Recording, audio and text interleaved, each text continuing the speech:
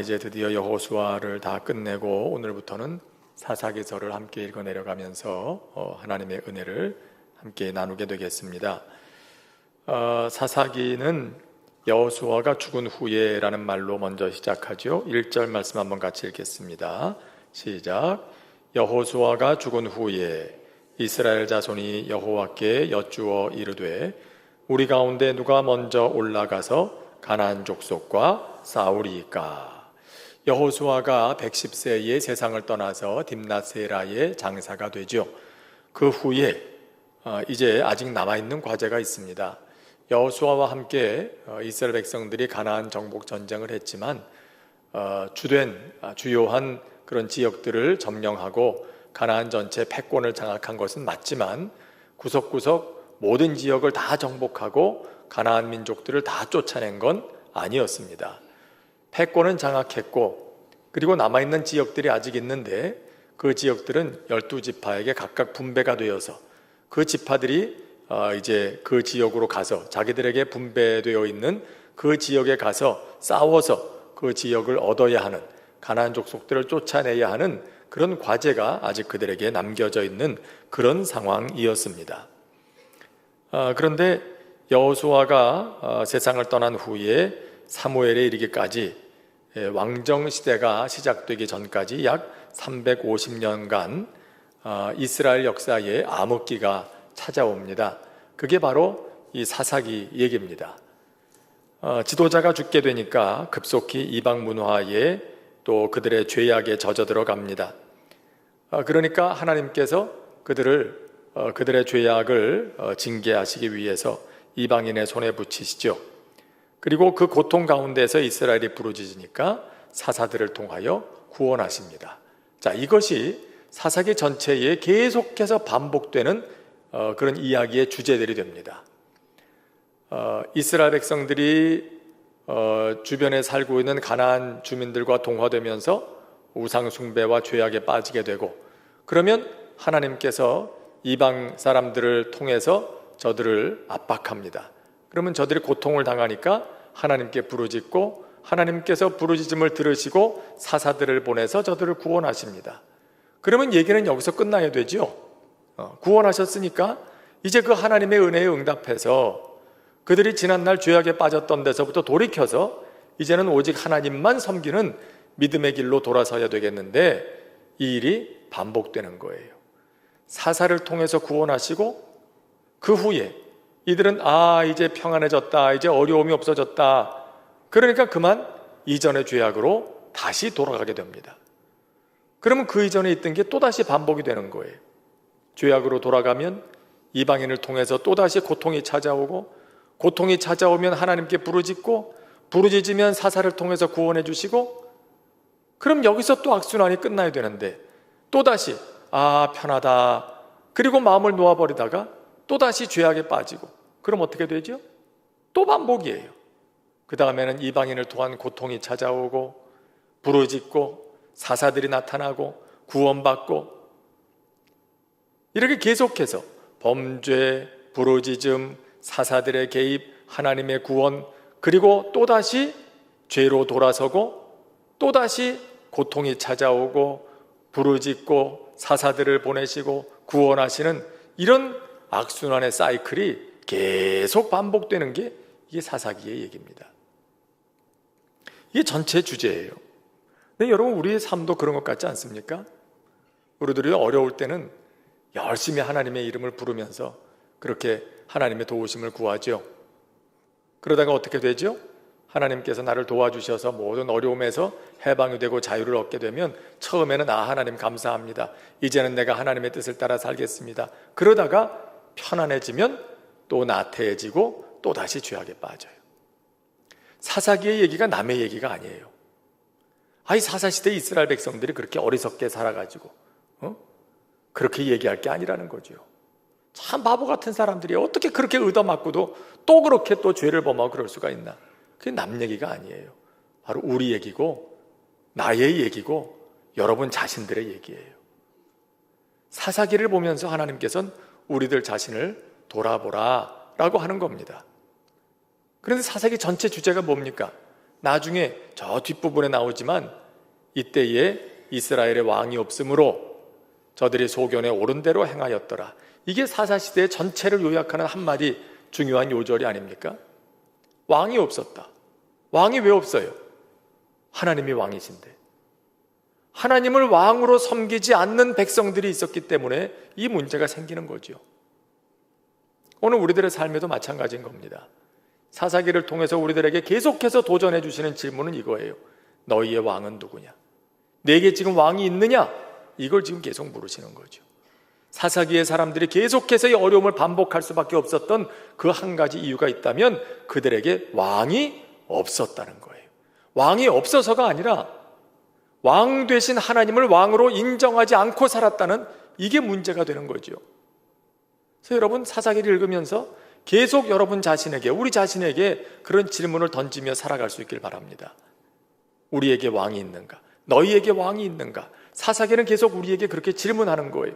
너희에게 왕이 있느냐? 내게 왕이 있느냐? 지금 이 순간에 내게 왕이 있느냐? 그렇다면 그 왕은 누구냐? 이걸 계속 우리에게 묻고 계신 거죠. 왕이 없으면 내 소견에 옳은 대로 행하게 되고 내가 옳다고 생각하는 대로 하다가 결국 혼란에 빠지고 영적인 암흑기에서 방황하게 되는 게 사사기의 얘기인 거예요. 하나님 경고하시는 거죠. 이스라엘 백성들의 역사에 사사기와 같은 영적인 암흑기가 있었다면, 이걸 너희가 지금 읽고 있다면 너희의 삶에도 사사기가 돌아오지 않도록 조심해라. 영적인 암흑기가 찾아오지 않도록 조심해라. 나는 혹 지금 사사시대를 살고 있는 건 아닌가? 하나님을 왕으로 모시지 못해서 내 소견에 옳은 대로 그렇게 행하는 동안에 방황하게 되고 어려움을 겪게 되고 그런 사사기에 내가 지금 살고 있는 건 아닌가? 스스로 생각하면서 끊임없이 우리의 믿음을 새롭게 하는 그런 기회가 사사기를 읽으면서 우리에게 주어지고 있는 겁니다. 자, 오늘 사사기이기 때문에, 처음 시간이기 때문에 잠깐 그 사사기 전체 이야기를 다루게 되겠는데요. 사사기는 말 그대로 사사들의 이야기라는 뜻이죠. 여호수아의 죽음부터 왕정시대가 오기 전까지 이방 민족의 압제에서 민족을 구원했던 영웅들의 이야기, 그 사사들은 정치 또 군사 그런 모든 면에 있어서 통치자의 역할을 했고요. 또 백성들의 대소사를 해결해주는 재판관의 역할도 했습니다. 그래서 이 그 사사기의 영어 제목이요, judge예요, judges. 그러니까 judge가 이게 그 재판관, 심판관 그런 뜻이잖아요. 근데 그런 사람들의 이야기였다 그런 얘기입니다. 요즘에야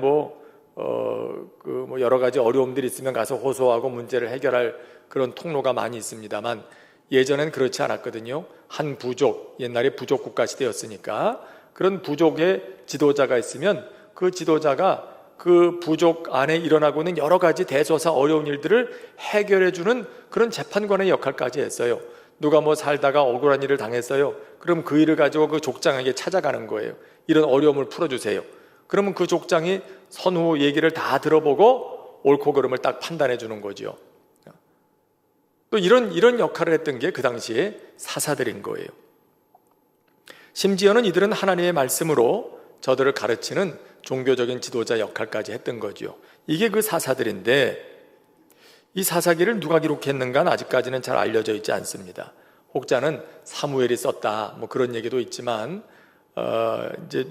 사무엘이 썼을 수도 있겠지만은 여러 가지 정황을 볼 때 그럴 수도 있다 생각이 되지만 분명하진 않아요. 왜냐하면 성경에 어디에도 이게 사무엘이 썼다는 그런 기록이 나와 있질 않으니까 말이에요. 추측할 뿐이죠.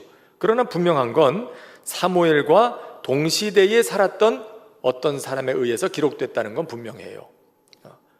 다윗이 사울과 다윗에 의해서 왕정시대가 시작됐을 때 그때 그 동시대를 살았던 사람이 그 이전의 역사를 돌아보면서 기록했을 것이다 라는 게 지금 가장 지배적인 의견입니다. 그래서 나중에 이런 그 기록된 얘기들을 보면은요, 그때는 왕이 없으므로 이제 그런 내용들이 사사기에 종종 등장하거든요. 그러니까 이 얘기는 무슨 얘기겠어요? 그때는 왕이 없으므로. 그러니까 지금은 왕이 있다 그런 얘기잖아요. 뒤집어 말하면 지금은 왕이 있는데 그때는 왕이 없었다. 그러니까 이것을 기록한 사람은 왕이 있던 시대에 살던 사람이라는 게 분명해지는 거예요. 그렇게 해서 이런 성경 내적인 증거를 통해서 이 책이 분명히 사울과 다윗을 통해서 왕정 시대가 시작되었던 그 시대, 사무엘이 활동하고 있던 그 시대 동시대를 살았던 사람이 이전의 이스라엘의 역사를 돌이켜보면서 이스라엘 백성들에게 경고하기 위해서 쓰여진 책이다. 그를 통해서 하나님께서 이 역사를 기록하게 하셨다. 그것이 가장 우리가 믿을 만한 얘기라고 생각합니다. 자, 어쨌든 이런 이야기들을 통해서 하나님께서는 이스라엘의 정치적이고 도덕적이고 종교적인 그런 타락을 기억하게 하고 후세대들에게 교훈을 주고자 하던, 왕이 없던 그 시대에도 하나님께서 사사들을 통해서 이스라엘 백성들을 버리지 않으시고 구원하시고 인도하셨다는 사실을 후세대들에게 알게 하기 위해서 이 책을 기록하신 겁니다. 자, 여러분, 여기도 목적이 분명하잖아요. 이 책을 하나님께서 그 당시의 사람들을 통해서 기록하게 하신 이유, 후세대들이 하나님께서 이스라엘의 역사에서 어떻게 역사하셨는가를 알게 하시기 위해서 이 책을 기록하셨다는 거예요. 그러니까 하나님의 관심은 어디 있습니까? 당대의 사람들을 구원하시는 것도 있지만 그 시대의 기록을 통해서 이 성경을 기록하게 하셨다는 건 후세대들에게 하나님이 어떤 분이신가를 알게 하시기 위해서 기록하신 거예요. 하나님의 관심은 언제나 후세대들에게 있어요. 그들에게 어떻게 하나님을 가르칠 것인가, 그들에게 어떻게 하나님을 알게 할 것인가, 이게 하나님의 관심인 거예요. 성경을 기록하게 하신 하나님의 관심. 여러분, 그러니까 오늘 우리들의 관심도 어디에 있어야 되겠습니까? 우리들 자신에게도 있어야 되겠지만 우리 후세대들에게 있어야 되는 거예요. 후세대들에게 어떻게 하나님을 알게 할 것인가, 그들에게 어떻게 우리가 경험한 하나님의 은혜를 그들에게도 전달할 수 있을 것인가. 여러분, 오늘 우리가 성경을 읽고 있다면 성경을 읽고 있다는 것 자체가 뭐겠어요? 후세대들에게 하나님을 알게 하시려는 하나님의 관심 덕분에 오늘 우리가 성경을 읽고 하나님을 알게 되는 거잖아요. 그러면 성경을 읽고 있다면 하나님은 뭐라고 말씀하시겠어요?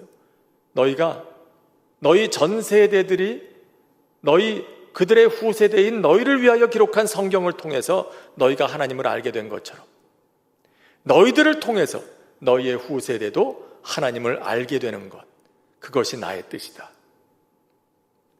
성경이 주어져 있다는 것 자체 속에 하나님의 뜻이 이미 드러나 있어요. 여러분, 우리가 우리 자신을 위해서 신앙생활 하기도 하지만 너무 여러분 자신을 위해서만 신앙생활 할 게 아닙니다. 우리가 신앙생활하고 있는 또 하나의 중요한 목적이 있다면 그것은 우리 후세대, 우리 다음 세대들에게 어떻게 하나님을 알게 할 것인가, 거기에 있어야 돼요. 거기에. 나를 위해서만 신앙생활하다 보면 신앙의 계보는 여기서 끊어지고 말 거예요. 우리 후세대들은 하나님을 알지 못하는, 출애굽의 하나님을 알지 못하는 사사시대의 사람들이 되어버리고 말 거예요. 여러분, 우리 꼭 기억해야 합니다. 우리의 신앙생활은 나를 위한 것에서 벗어나서 우리 후세대들에게 어떻게 하나님을 알게 할 것인가, 그들이 하나님을 알도록 하기 위해서 나는 어떻게 말하고 어떻게 행동하고 어떤 본을 보여야 하는가. 여러분, 여기에 우리의 인생의 삶의 신앙생활의 목적이 있을 때, 그럴 때 우리의 신앙생활도 건강해지고 우리의 신앙도 더 견고해지고, 그리고 하나님의 뜻이 후세대들에게도 계속 이어지게 되는 것입니다. 여러분, 이걸 꼭 명심해야 됩니다. 자, 이제 오늘 말씀은요, 1장부터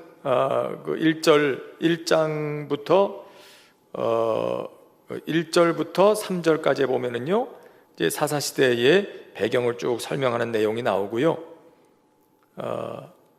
그리고 이제 3절부터 또 3장부터 16장까지는 각 사사들의 이야기가 쭉 나오고 있어요. 사사기에 전체 사사가 몇 명이나 등장할까요? 총 16명 등장합니다. 여러분들이 잘 아시는 이름들이죠.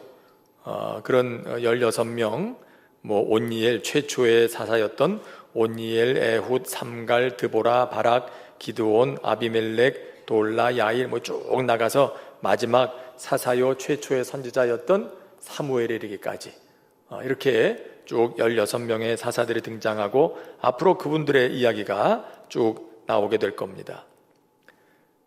자, 오늘 말씀 1절 2절에 보면은요, 여호수아가 죽은 후에 그런 얘기가 나와요. 근데 지도자가 사라지고 나니까 혼란이 생기게 되죠. 그의 생전에는 이스라엘 백성들이 하나님을 잘 알고 신앙생활 잘 했어요. 물론 완벽한 건 아니었지만 말입니다. 그러나 불행히도 여호수아 이후에 적당한 후계자가 잘 세워지질 못했어요. 그러다 보니 이스라엘에 혼란이 찾아오게 됩니다. 여러분, 아까도 말씀드렸다시피 후계자, 후세대들을 잘 준비하는 건 굉장히 중요한 일이에요. 지도자가 한 시대가 끝나고 그 다음 시대에 좋은 후계자를 세워야 그 다음 시대가 평안한 것처럼 우리도 우리 다음에 오는 후세대들을 믿음의 세대로 세워가는 게 굉장히 중요한 것입니다.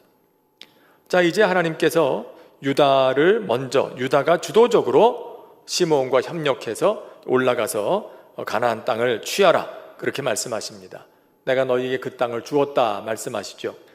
여호수아의 죽은 다음에도 계속해서 이어져야 하는 이 가나안 정복의 전쟁, 그 과제, 정복의 과제는 계속 남아있다는 겁니다. 여러분, 이것은 오늘 우리에게도 아주 중요한 그런 신앙적인 의미를 가지고 있습니다. 오늘 우리에게도 영적인 전쟁이 계속 그 과제가 남아있어요. 예수님께서 십자가 위에서 우리의 죄를 대신 지시고 죽으심으로 사탄의 권세를 결정적으로 그에게 패배를 안겨주셨지만, 그러나 여전히 사단의 권세는 우리 안에서 역사하면서 구원받은 하나님의 백성들을 자꾸만 넘어뜨리려 하는 그런 공격, 영적인 공격이 계속 들어오지요. 아직 하나님을 알지 못하는 자들에게 복음이 전파되지 못하도록 가로막는 그런 악한 영의 공격과 세력들이 여전히 우리 가운데 있는 겁니다. 그렇기 때문에 가나안의 패권을 장악하긴 했지만 여전히 구석구석 아직도 싸워야 하는 싸움이 남아 있었던 것처럼, 각 지파가 싸워야 하는 싸움이 아직도 과제로 있었던 것처럼 오늘 우리에게도 맡겨져 있는 그런 영적인 전쟁의 과제가 계속 남아 있다는 사실을 우리는 꼭 명심해야 됩니다. 왕 되신 하나님을 의지하면서 우리도 계속해서 그 전쟁을 지금 수행해 나가고 있다, 이걸 꼭 기억해야 되겠습니다. 그리고 이후에 유다의 여러 전투들에 대한 기록이 쭉 나오고요, 이후에 또 다른 지파들이 또 전쟁을 했는데 이렇게 실패했다, 그런 얘기들이 계속 나오게 되죠. 자, 이런 이야기들을 통해서 우리가 살펴보아야 할 중요한 교훈들이 몇 가지 있습니다. 첫째는 끝까지 순종하라는 얘기입니다. 끝까지 순종하라. 여러분, 여호수아가 죽은 후에 이스라엘은 하나님께 질문합니다. 누가 먼저 올라가서 칠까요? 그리고 그때 하나님께서 유다가 먼저 갈지니라. 그때 유다가 하나님의 말씀을 믿고 올라가서 그 전쟁에서 승리합니다. 하지만 불행히도 그런 믿음의 자세와 승리는 끝까지 유지되질 못합니다. 점차 현실적인 장애물 앞에서 타협하고 물러서는 모습을 보게 됩니다. 오늘 이 말씀을 가만히 보면은요, 이렇게 진행되는 모양이, 여러분 그 음악 시간에 악보 보는 법 배우셨죠? 악보 볼 때 보면 셈여림표 같은 게 나와요. 거기 보면 크레센도, 디크레센도 이런 게 나오죠. 크레센도는 뭐예요? 이렇게 돼 있어가지고 점점 크게. 디크레센도는 D라는 말이 붙었으니까 점점 작게 이렇게 반대로 표시하잖아요. 근데 오늘 말씀 1장을 읽어보면요, 디크레센도의 디크레센도. 처음에는 유다가 하나님의 말씀에 순종해서 전쟁에 나가서 이기는 걸로 시작해요. 그런데 점차 얘기가 어떻게 진행되냐 하면 어떤 지파가 또 나가서 싸웠더라. 그런데 저들이 다 쫓아내지 못했더라. 그러다 그 다음에는 어떤 지파가 나가서 싸웠더라. 철병거가 있어서 그들을 정복하지 못했더라. 그 다음에는 어떤 지파가 나가서 싸웠는데 저들이 쫓아내지 못하고 오히려 가나안 사람들 가운데 거하였더라. 이게 뭐가 바뀌었어요? 가나안 사람들이 소수여야 되잖아요. 다 쫓아내지 못했더라도 이스라엘 백성들이 주권을 차지했다면 가나안 사람들은 소수고 이스라엘 백성들이 다수여야 돼요. 그러면 이스라엘 백성 가운데 가나안이 거하였더라, 이렇게 되어야 맞는, 물론 그건 맞는 게 아니죠. 사실은 다 쫓아냈더라 그래야 하지만, 다 쫓아내지 못했더라도 이 분위기 속에서는 이스라엘 백성들이 주권을 차지하고 그 속에 가나안 사람 몇 명이 섞여 살았더라, 이랬어야 되는데 거꾸로 뒤집어졌어요. 점점 디크레센도 되다가 이제는 아예 역전이 돼가지고요, 가나안 사람들 가운데 이스라엘 백성들이 거하고 있는 거예요. 가나안 사람들이 다수가 되고 이스라엘 사람들이 그 속에 섞여 지금 살고 있는 그런 형편이 되고 말았다는 거죠. 그런데 거기서 더 나아가면 나중에 어떻게 되냐면, 아모리 사람들이 이스라엘 백성들을 골짜기에다가 고립시키고, 산지에 고립시키고 골짜기에 내려오지 못하게 했다고 그랬어요. 골짜기에 내려와야, 저지대에 내려와야 농사도 짓고 뭐도 목축도 하고 뭐 물도 얻고 그렇게 살 거 아니에요. 그런데 산 밑으로는 못 내려오게 아모리 사람들이 그냥 딱 선을 그었고 막아가지고 이스라엘 백성들은 꼼짝 못하고 산 꼭대기에 갇혀 살아야 되는 이런 지경이 됐다는 거예요. 이게 완전히 디크레센도죠. 디크레센도. 점점 이스라엘 백성들이 약해져가는 과정, 그 1장에 나오고 있어요. 근데 1장은요 사사기 전체의 모습을 미리 보여주는 역할을 하고 있어요. 사사기 전체가 그렇게 진행된다는 거예요. 앞으로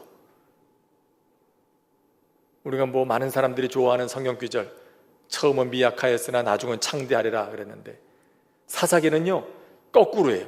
처음은 창대했다가 나중에 점점 미약해지는 얘기가 사사기예요. 1장에 지금 그런 거예요. 그래서는 안 된다는 거죠.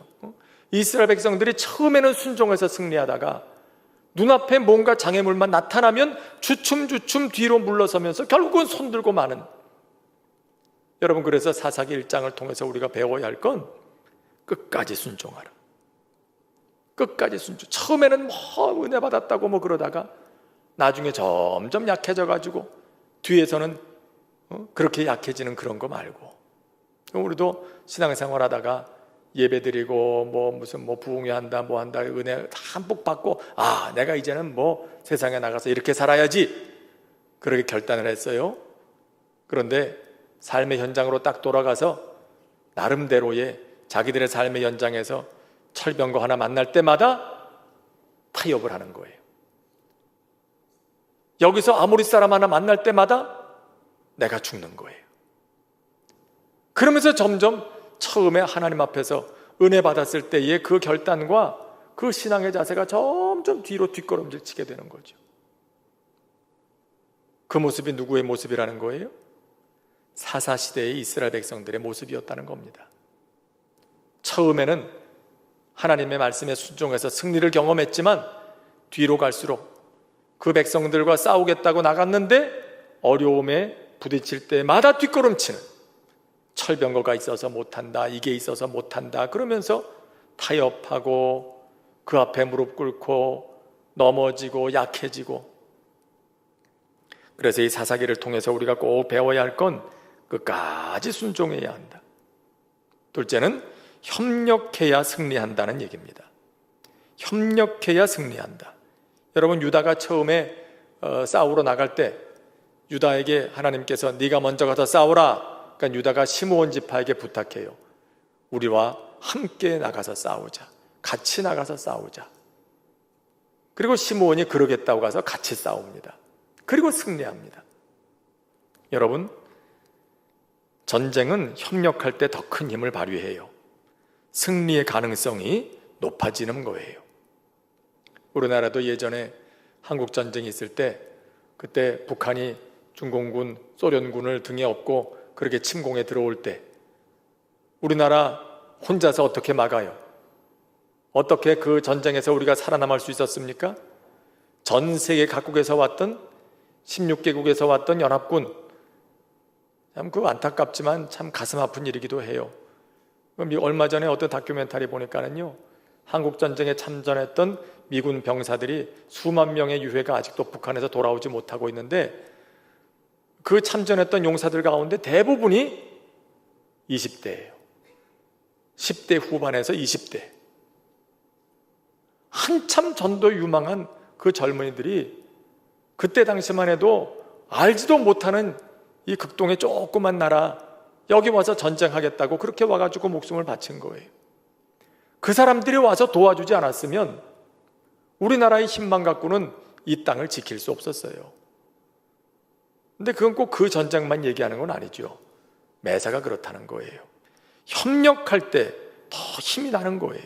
그래서 하나님께서 혼자면 넘어지겠으나 둘이면 넉넉히 당하나니 삼겹줄은 끊어지지 않는다 그러셨어요. 하나님의 창조의 원리예요. 함께하면 강해지는 게 하나님의 원리예요. 우리들의 몸도 보세요. 기관들이 다 각각이지만 그 기관들이 혼자서 뭘 하게 되어 있습니까? 혼자서 우리의 몸을 건사하게 되어 있습니까?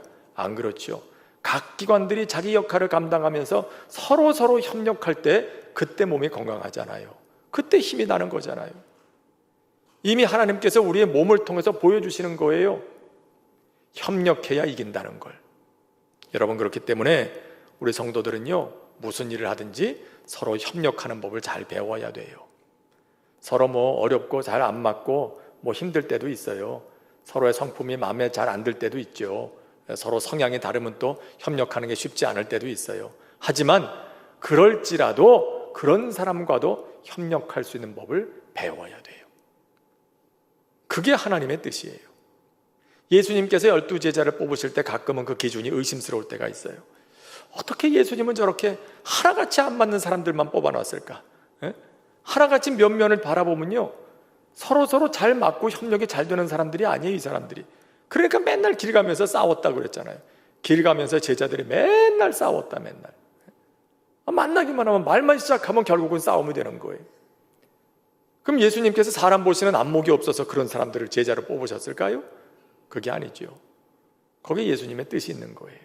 야, 누구를 갖다 놔도, 누구를 불러다 놔도 100% 잘 맞는 사람은 세상에 없어. 그러니 어떻게 하든지, 맞든지 안 맞든지, 너희들 마음에 들든지 안 들든지, 어떻게 하든지 너희가 내 일을 하고자 하면, 나와 함께 하고자 한다면 협력하는 법을 배워. 그래야 하나님의 나라가 이루어지는 거야. 협력하면 이기고 분열하면 죽는 거다. 예수님은 그걸 가르쳐 주신 거예요. 12제자를 뽑으시면서 말이에요. 그래서요, 사탄이 하는 제일 큰 일이 뭡니까? 분열시키는 거예요. 예전에 고대 시대에 전쟁할 때, 그때 아주 모토처럼 가지고 있던 그런 전략 중에 하나가 있습니다. 나누어라, 그리고 정복하라. 이거였어요. 나누어라, 그리고 정복하라. 이게 고대 왕국, 고대 시대 전쟁의 룰이었어요. 어떻게 하든지 상대방을 분열시켜서 약화시키면 잡아먹기 좋은 거예요. 여러분, 그래서 옛날에 그 이솝우화에도 그런 얘기 있지 않습니까? 사이좋은 소 3마리, 사자가 어떻게 하든지 저놈들을 좀 잡아먹고 싶은데 3마리 소가 항상 똘똘 뭉쳐 있으니까 이걸 잡아먹을 방법이 없어요. 그래서 동원한 방법이 뭐죠? 한 마리씩 찾아가지고 이간질하는 거였어요. 야, 내가 지나가면서 들었는데 쟤가 네 욕하더라. 또 딴 놈한테 가가지고 야, 내가 들었는데 쟤가 너한테 대해서 뭐라 그러더라. 그렇게 쏙닥쏙닥 하면서 그렇게 이간질해 놓으니까 소들이 거기에 넘어가 버렸어요. 그걸 안 듣고 야, 그럴 리가 없어. 쓸데없는 소리 하지 마. 그래 버렸으면 괜찮은데 그게 아니라 그 말을 귀담아 듣고 있습니다. 그래? 진짜 그랬어? 그러고는 아주 넘어가 버리죠. 3마리 소가 서로 등을 돌리고 말았어요. 다 뿔뿔이. 그러니까 어떻게 되죠? 다 사자밥이 되고 말았죠. 여러분, 이게 마귀가 하는 짓이에요. 마귀는 언제나 분열하게 합니다. 그리고 약화시켜서 잡아먹는 거예요. 요즘도 이단들이 교회 침투해서 하는 일이 뭡니까? 교회 분열시키는 거예요. 그렇게 해서 잡아먹는 거예요. 지난번에도 우리 이단 특강했습니다마는 신천지들이 교회 추수꾼이라는 사람들을 침투시켜갖고 하는 일이 뭡니까? 그 교회 안에 그런 불만을 가지고 있는 사람들을 다 눈여겨봐뒀다가 그 사람들 옆에서 계속 부추기는 거예요. 그래서 그 세력에 동조하는 사람들을 자꾸 불러 모아요. 그 세력을 자꾸 키워가요.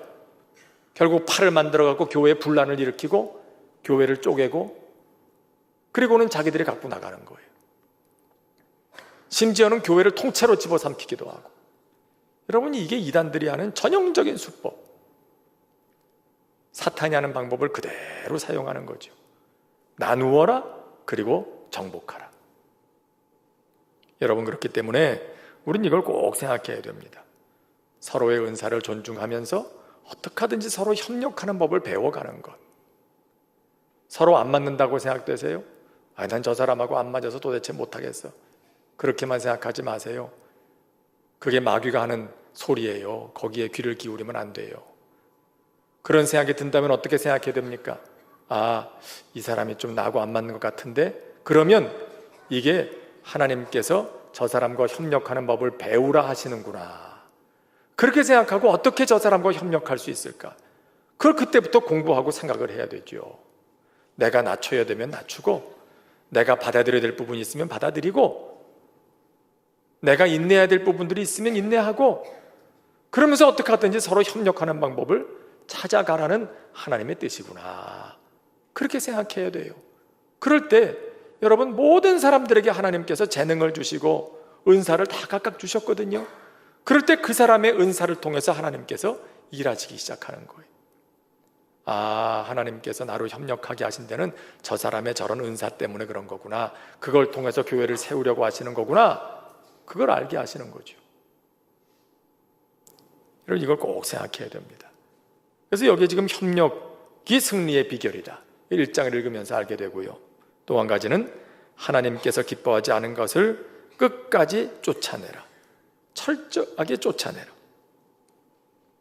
타협은요, 처음에는 조공을 받는 정도로 시작되지만, 오늘 말씀에도 그랬잖아요. 이스라엘 백성들이 어느 지파가 어디와 싸웠더라. 싸워가지고 저들을 이겨가지고 저들에게 조공을 바치게 했다. 잘한 것 같지만 잘한 게 아니죠. 하나님께서 그들로 너희를 섬기게 하라 그러지 않으셨어요. 그들을 쫓아내라 그러셨죠. 그러면 쫓아냈어야 되는 거예요. 그런데 놔뒀거든요. 이게 문제가 되는 거죠. 이런 얘기 있지 않습니까? 어느 사막에서, 사막은 밤이 굉장히 춥잖아요. 근데 낙타를 타고 가던 여행자가 밤에 천막을 치고 그 안에 불을 피워놓고 이제 밤잠을 자려고 그러는데, 밖에 있는 낙타가 너무 추우니까 낙타가 그 천막 안으로 고개를 쑥 들이밀었어요. 그러니까 이 낙타도 추운가 보다. 그래, 머리만 넣어놓고 자라 그랬어요. 조금 있다가 낙타가 머리가 들어오니까 그 다음에는 쭉 더 몸을 내밀어 갖고 어깨까지 들어왔어요. 낙타가 또 추워서 그러는구나. 그래, 어깨까지는 허락할게. 들어와서 자. 조금 있다 보니까 낙타가 어디까지 들어왔어요? 허리까지 쑥 들어왔어요. 그러니까 여행자가 자기는 이제 점점 구석으로 밀려나거든요. 그래도 낙타가 추워서 그러는구나. 그래, 거기까지 허락했어요. 그 다음 장면은 어떻게 됐을까요? 그 다음 장면은 천막 안에 낙타가 들어와 있고 사람은 천막 밖에서 오돌오돌 떨고 있는 장면이죠. 이렇게 되면 안 된다, 이 말이. 이렇게 되면 지금 이스라엘 백성들이 그렇게 될 거거든요. 이미 그렇게 됐거든요. 조금씩 허락하다 보니까 조금 남겨놨는데 처음에는, 나중엔 잡아먹히는 거예요. 처음엔 조금만 남겨뒀는데 나중엔 산꼭대기에서 내려오지도 못하게 아예 그냥 저들에게 꼼짝 못하는 신세가 되고 말잖아요. 끝까지 내 안에 하나님께서 기뻐하지 아니하시는 것들이 있다면 쫓아내라. 끝까지 쫓아내야 된다. 내 안에. 여러분, 그걸 생각해야 돼요. 우리 공동체 안에도 악한 것이 있다면 그렇게 해야 되죠. 하나님께서 기뻐하지 아니하시는 것이 내 안에 있든지 공동체 안에 있든지 이건 계속해서 살피면서 쫓아내고 우리를 거룩하게, 우리의 공동체를 거룩하게 유지해 가는 것이 매우 중요합니다. 그럴 때 전쟁에서 이길 수 있게 되는 거예요. 근데 이걸 또 어떤 분들은 이 가나안 정복 전쟁이라는 것을 잘못 이해해 가지고요, 교회 안에 이방인들 들어오면 안 된다. 그래가지고 교회에 담을 높이 쌓고 예수 안 믿는 사람들은 발도 못 붙이게 하려는 그런 사람들이 예전에 있었어요. 요즘도 그런지 모르죠. 근데 그래서는 안 됩니다. 그건 하나님의 뜻에 역행하는 겁니다. 가나안 정복 전쟁은 교회 안에 예수 안 믿는 사람들이 들어오면 안 된다고 하는 그런 얘기를 하는 게 아니에요. 오히려 교회는 어떻게 해야 됩니까? 도리어 문을 열고 예수 안 믿는 사람들이 자꾸 와서 발을 디딜 수 있도록 기회를 계속 줘야 돼요. 그렇게 해서 어떻게 하든지 그들의 마음을 열고 하나님께서 어떤 분이신지를 알 수 있는 기회를 계속해서 줘야 돼요. 때로는 거기에 많은 비용이 들어갈 수도 있어요. 이 비용을 교인들 위해서 써야지 왜 지역을 위해서 쓰냐? 어떤 사람들은 그렇게 얘기할 수도 있어요. 아니에요. 그건 손해보는 게 아니고 낭비하는 것도 아니에요. 교회가 선교를 위해서, 이 지역을 위해서 그렇게 쓰는 비용은 전부 다 이건 전도를 위한 일이고 선교를 위한 일이에요. 근데 가끔 어떤 분들은 그런 얘기해요. 그거에서 몇 명 전도됐냐고. 그럼 그건 수적으로 따질 일이 아닙니다.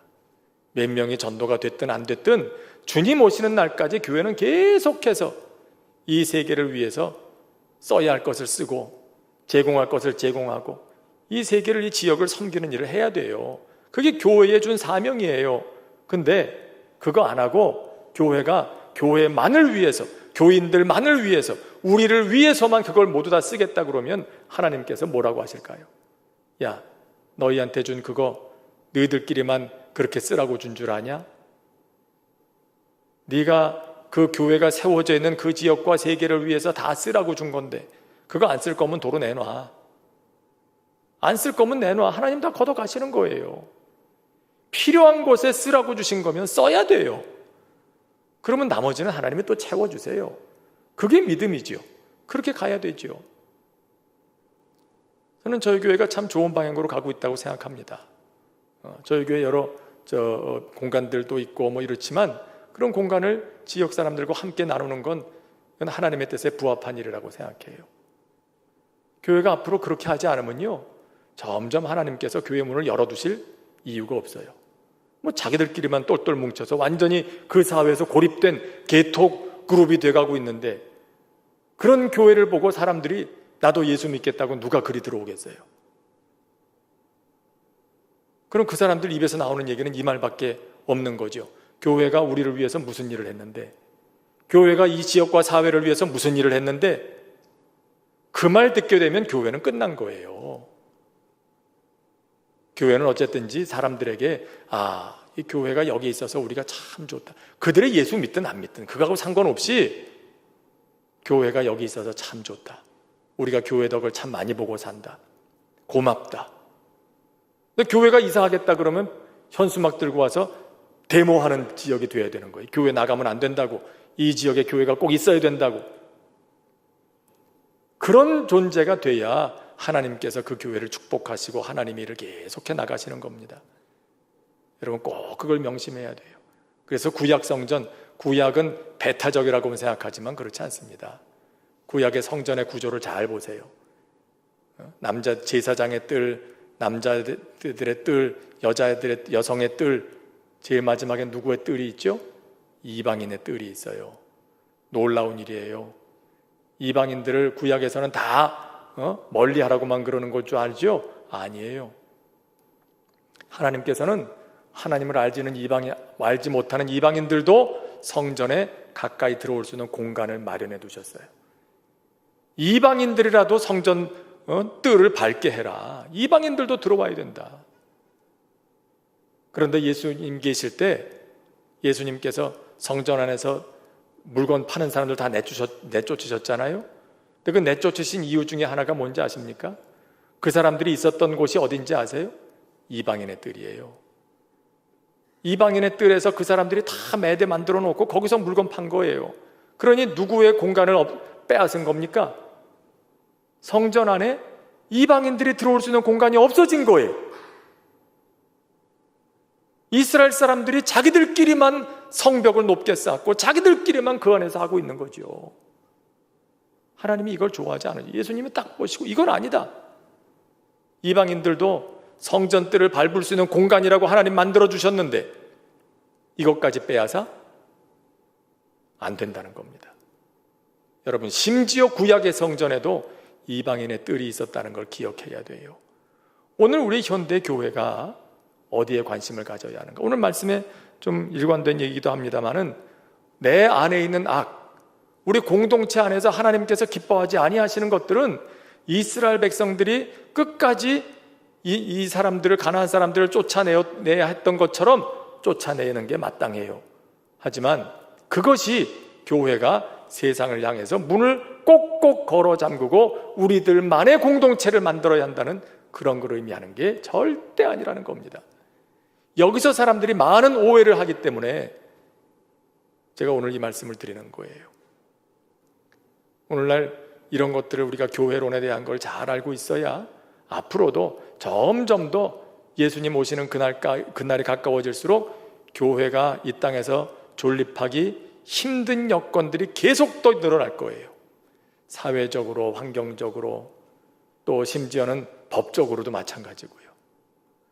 그러나 그 속에서 교회가 살아남고 계속해서 교회로서의 영향력을 끼쳐나가려고 하면 그래야 된다는 겁니다. 문을 꽁꽁 걸어 잠그고 공격이 있으니까 더 문을 걸어 잠그고 그러는 순간 교회는 점점 더 심각한 공격의 대상이 되고 교회는 점점 더 그 영향력을 잃어버리게 되고 설 자리를 잃어버리게 돼 있어요. 주님 오시는 그날까지 하나님께서 이 땅에 교회를 세우신 목적이 뭔지 그걸 깊이 생각하면서 우리 안에 있는 악은 내어줬지만 그러나 세상을 향해서는 문을 넓게 열고 그들을 잘 섬기며 그들에게 하나님께서 어떤 분이신지를 알릴 수 있는 기회를 계속해서 제공하는 그런 교회가 되어야 하는 것이에요. 오늘 주신 말씀 생각하면서 잠시 한 목소리로 기도하겠습니다.